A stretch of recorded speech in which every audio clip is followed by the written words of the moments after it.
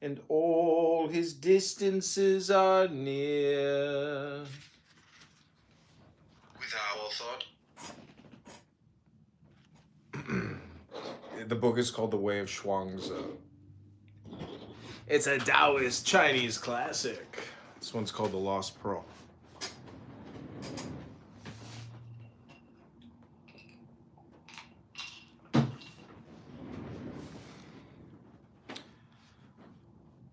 The Lost Pearl.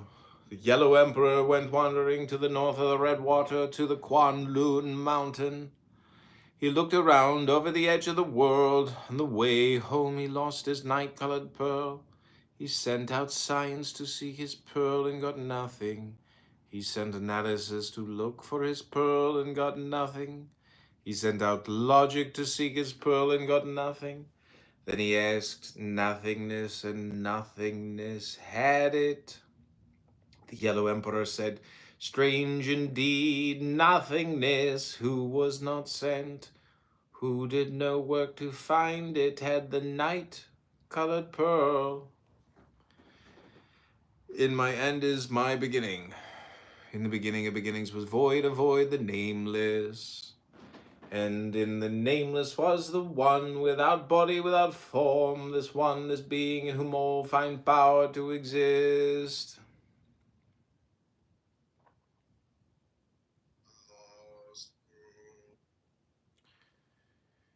In my end is my beginning.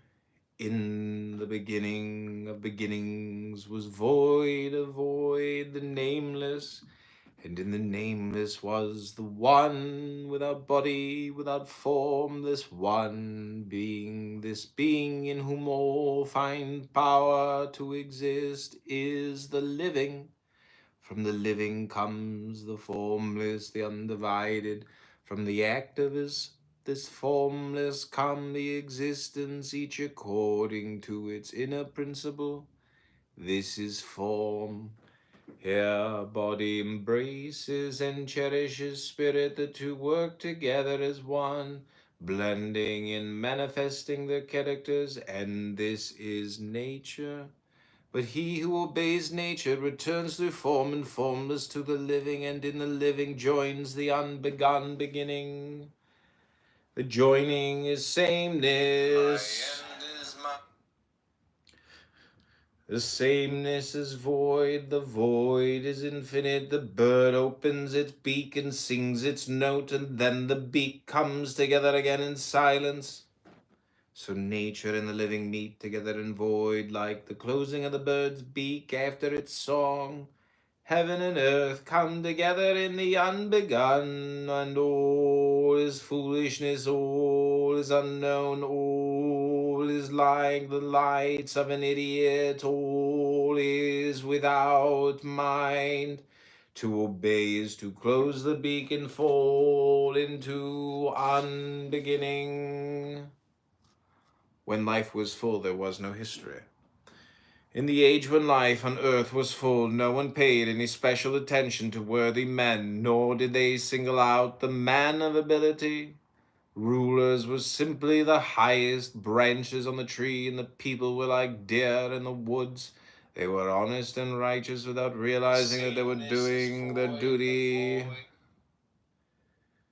They loved each other and did not know that this was love of neighbor. They deceived no one, yet they did not know that they were men to be trusted. They were reliable and did not know that this was good faith. They lived freely together, giving and taking, and did not know that they were generous. For this reason, their deeds have not been narrated. They made no history.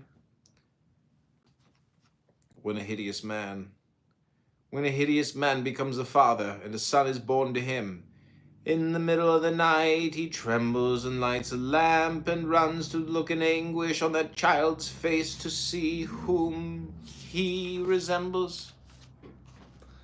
The 5 enemies. With wood from 100-year-old tree, they make sacrificial vessels covered with green and yellow designs. The wood that was cut away lies unused in the ditch.